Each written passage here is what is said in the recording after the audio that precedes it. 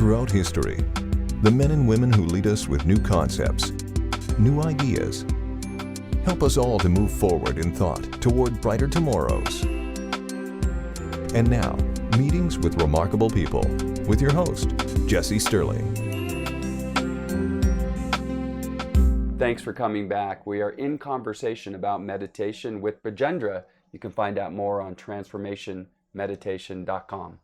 My observation coming out of that beautiful guided meditation that you led us all on, including our viewers across Canada and around the world, I just feel great.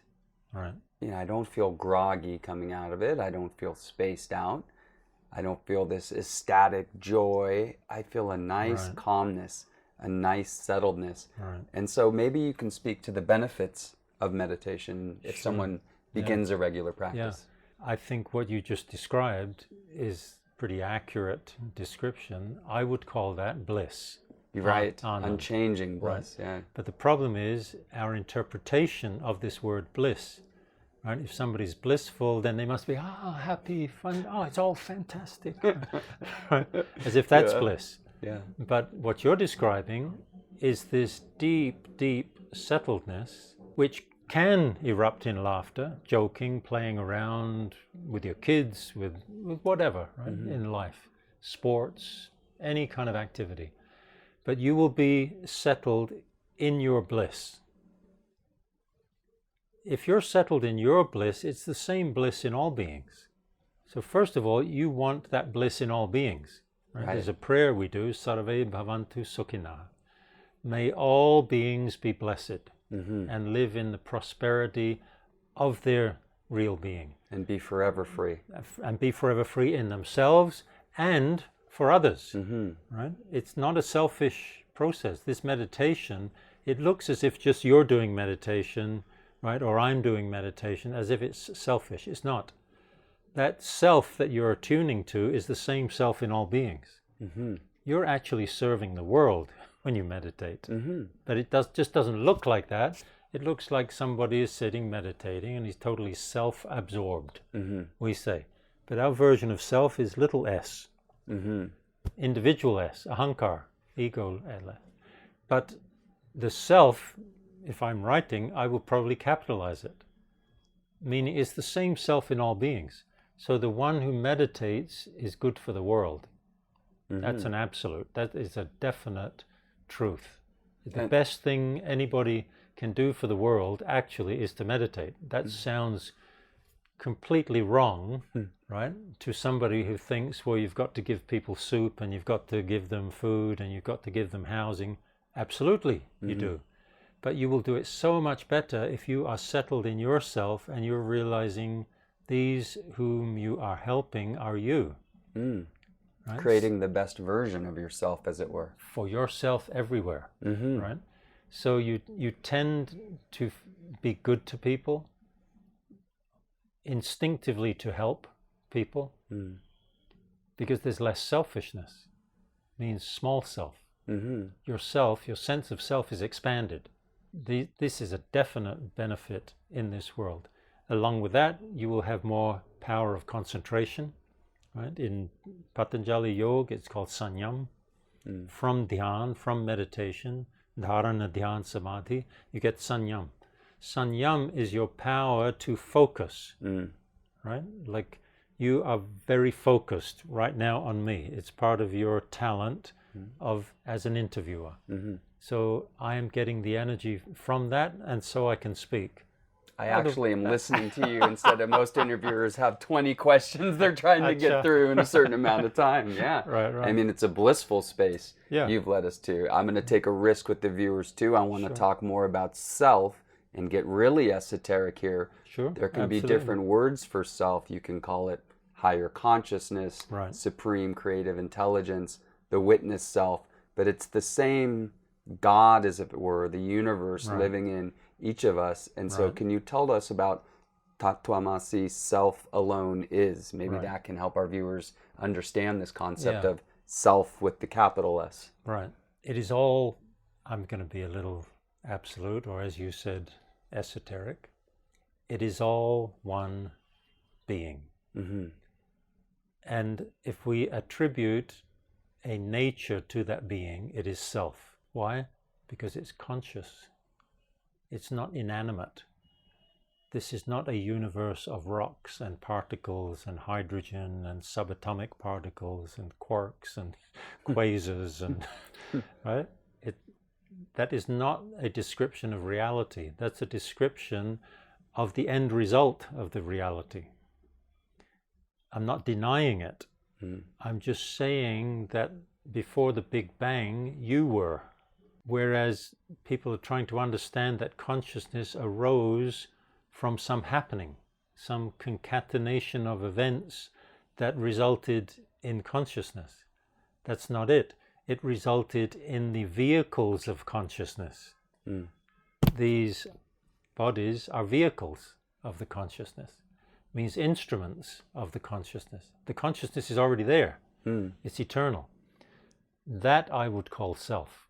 Right. Right? And if I'm in a little religious mode, maybe I'll call it God. But I'm a little cautious about the word God so because emotionally charged. And so many interpretations, versions of God. Whereas I'm aware that it's one God. It's one being. I call it, to differentiate it from the being of the cup on the table, I'll say it's the supreme being. Right? I'm using more words. So in the ancient Sanskrit, they were also aware of this. Any rishi, means any seer who is opened to this awareness, realizes the limitations of words and the constrictions of words. So they said tattvamasi, you quoted this Shruti Vakya, means great saying. Tat tvam asi. Tat, that, tvam, you, asi, are.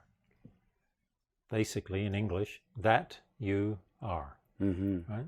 It's old style, ancient. So they didn't say Bhagavan, they didn't say Krishna, they didn't say all the names that there can be of any particular God.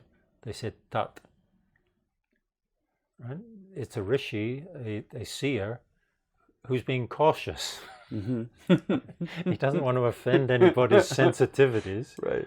But he's saying there is a supreme being, supreme self, and I've just spent God knows how much time, how many years, how many incarnations meditating on that being. It's there. And not only is it there as an absolute state, tvam, it's you. It's us. It's everyone.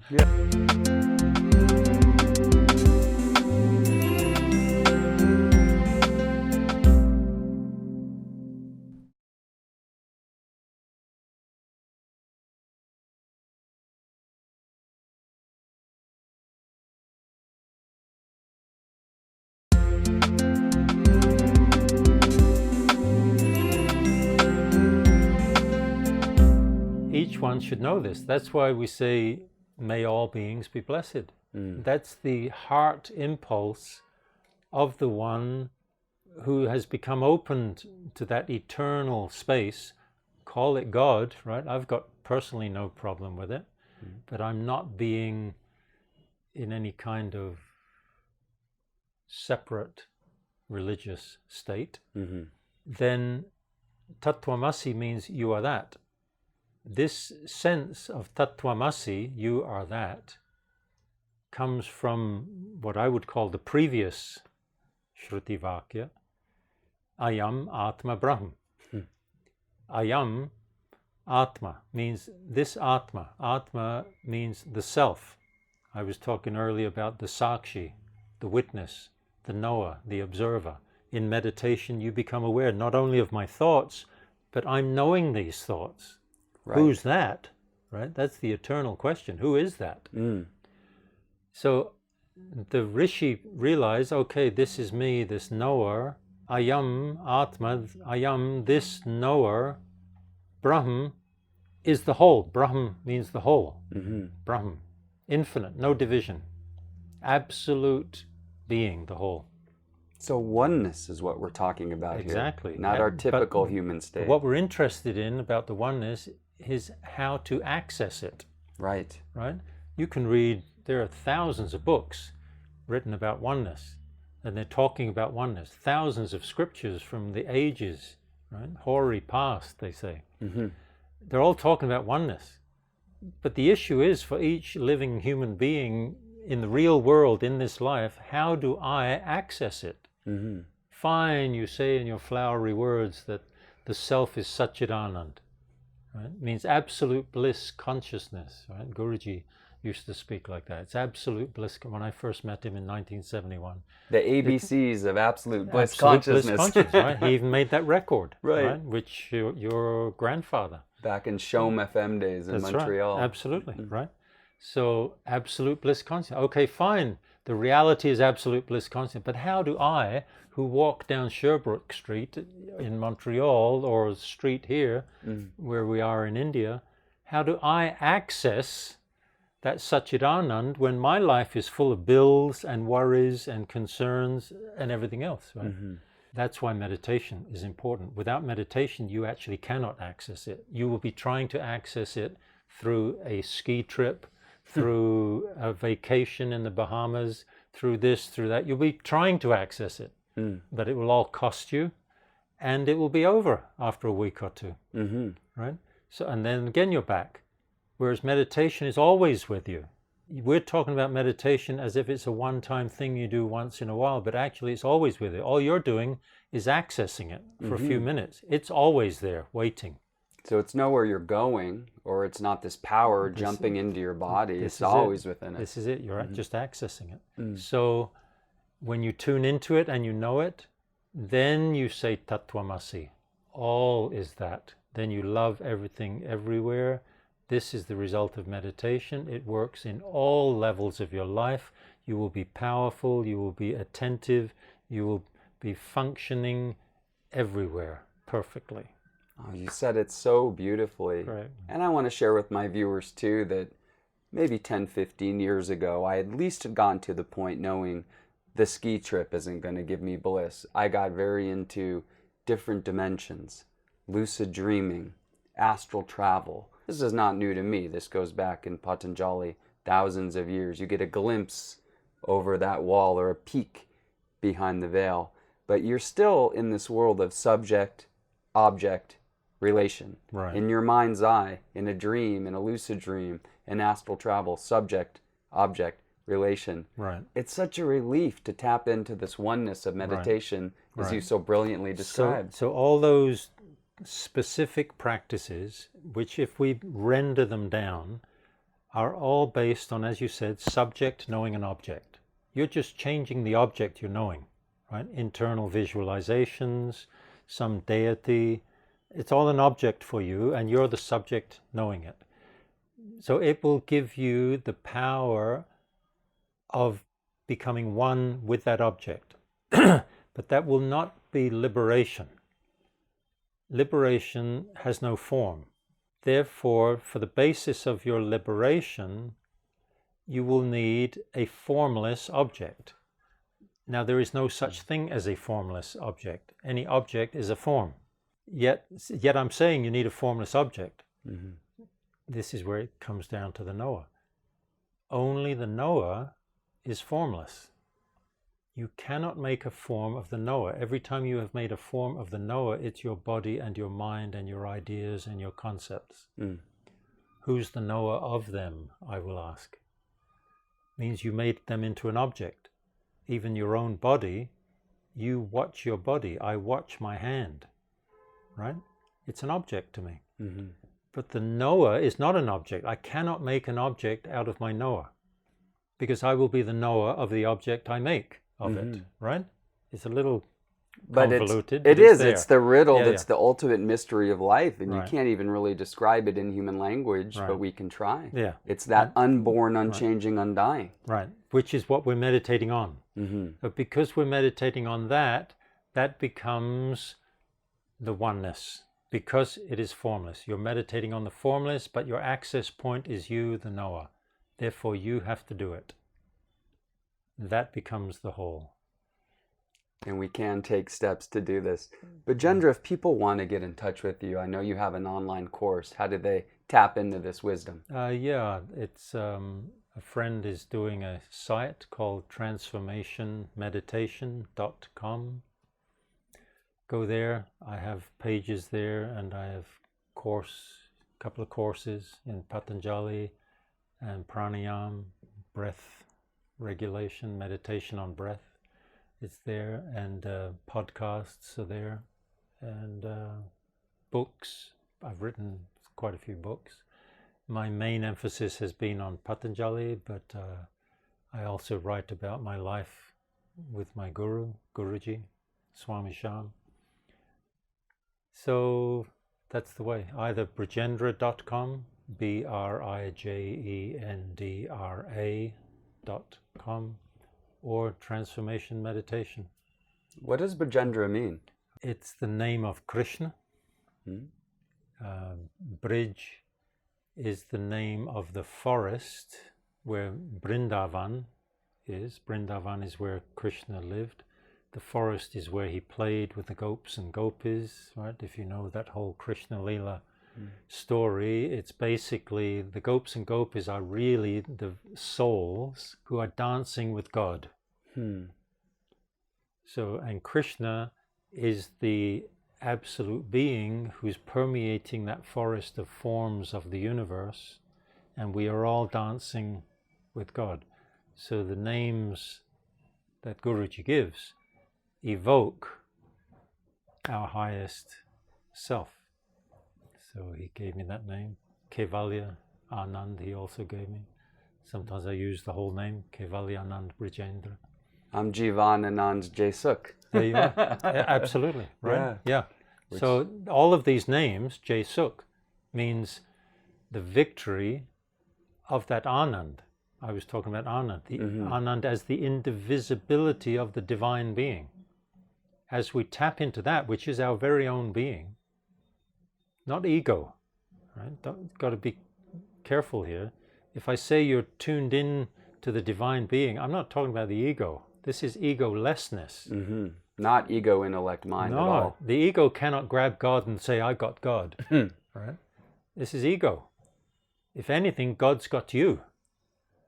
Right? It means God comes into your life, and now you're just expressing that everywhere. So the one who has tapped into the source of the bliss is Jesuk. Jivan Anand. Right? Jivan Anand.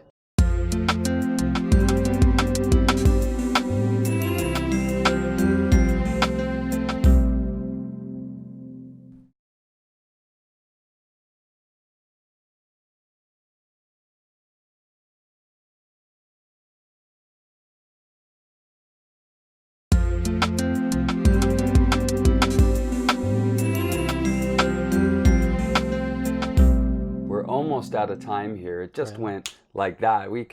I could listen to you for hours and hours. Fantastic. Maybe we can leave our viewers at home just with a minute of final advice, practical advice of now that they're starting or maybe wanting to start a meditation practice. Sure. If you can find a spot in your home, right, just keep it clean, nice. It can be a little tiny corner, could be anywhere. That helps. Otherwise, sit in your favorite armchair, meditate, take the time. Don't think it's restricted to any specific place. I have meditated in airports, on planes. I've meditated in bus stations, train stations, totally busy. Movement all around me, loudspeakers going on, announcements, sitting meditate. And you don't have to make a big show of it, like I'm a meditator. Right? You could have your newspaper in your lap and you just close your eyes. You're not doing it for show. It's for you. Right? So, and the other thing is, don't control your mind. Forget about that. It's an old, hackneyed way of talking about meditation. It's not control, it's tuning into the self. The self is in control of this universe, not you, the ego, who's going to try and control his or her mind. So forget that. just repeat the mantra or watch the space and know you are the knower of the mantra, knower of the space. This is the key to the meditation. And you can pick up a few minutes here and there. Right? Sometimes I'm reading or studying or writing, and I realize I'm struggling a bit too much. I'll just take a minute, close my eyes. Sometimes a minute, right? Other times I say, no, I'm going to sit for an hour. And I sit here and just sit. And I've been trained in all this. I've trained myself since a young age, so I can sit comfortably with no problem. Sometimes I'm just lying back. I've had a busy day. Right? I lie back on the cushions and sit back and meditate. And like a nice meal, you just know when you're done. Yeah. Your body and your mind tell you when you're done. So if I have any suggestion about meditation, is this, right? Take it easy. It's very simple. We make it complicated. It's utterly simple. You are the being of God. How simple can it be? Right? But you make all these complicated ways of meditation. Just be the knower, sit, and be the knower. Introduce it into your life. Even 1 minute, even 2 minutes, 3 minutes, 4 minutes. 7 is very good. 20 is wonderful. 30 is better. It goes on like that. It's a practice, a step by step. You practice. Do it every day. Right. That's the other key thing that Swamiji would emphasize for us. And he himself, his guru initiated him at about 6 or 7 years old.